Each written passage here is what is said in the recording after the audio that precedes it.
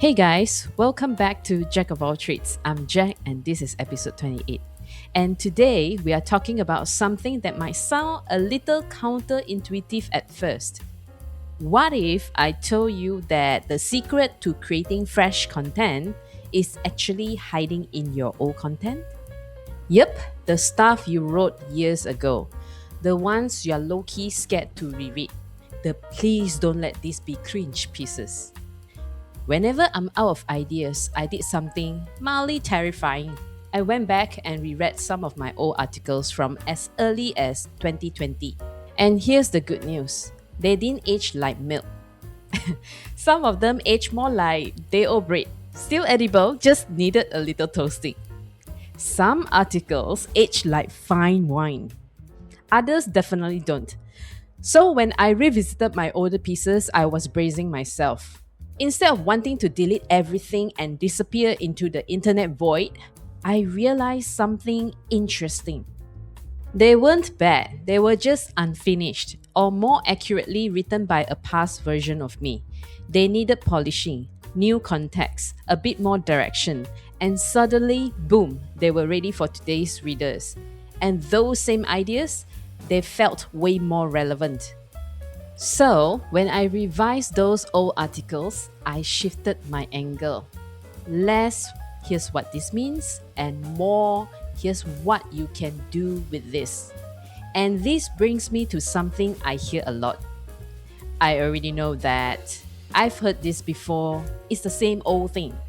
I hear this especially when I recommended certain books or podcasts, whether they are brand new or decades old. But here's the thing, knowing something and actually applying it, two very different beasts. Just because you've heard an idea doesn't mean you've lived it, practiced it, or squeezed every ounce of value out of it.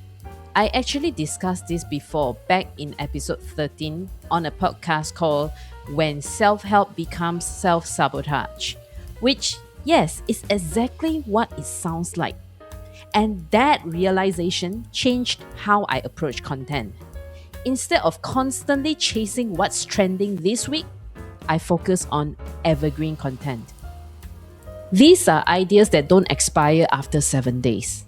Ideas I can revisit, update, or reframe when life and experience adds new layers. Sometimes I repurpose them into different formats. Articles become podcast episodes, podcasts become videos, videos become something else entirely. And instead of just rewriting an old article, I recorded a companion podcast episode, especially after getting really thoughtful feedback and comments from readers. Because sometimes the second version of an idea hits harder. Not because the idea changed, but because we did.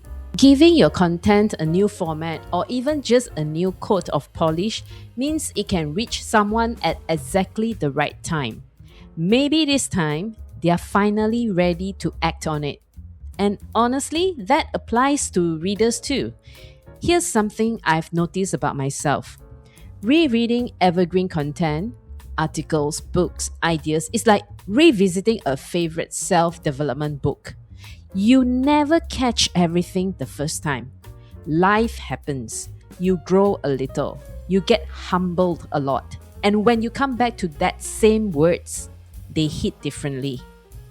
I've reread some of my favorite business and self help books multiple times. Not because the author rewrote them, but because I wasn't the same person reading them. So if you ever feel like it's a waste of time rereading old articles or books, don't. Think of them as mental refresher courses. Sometimes you don't need brand new advice. You just need a reminder of what already works. Now, can I talk to my fellow creators for a second? Can we please stop pretending that repurposing old content is cheating? It's not laziness, it's strategy. Not everyone has read your old work. Actually, most people haven't. Algorithms are stingy, and let's be real, most of us were not internet famous back in 2020. Repurposing means you save yourself from creative burnout. You add fresh context to good ideas.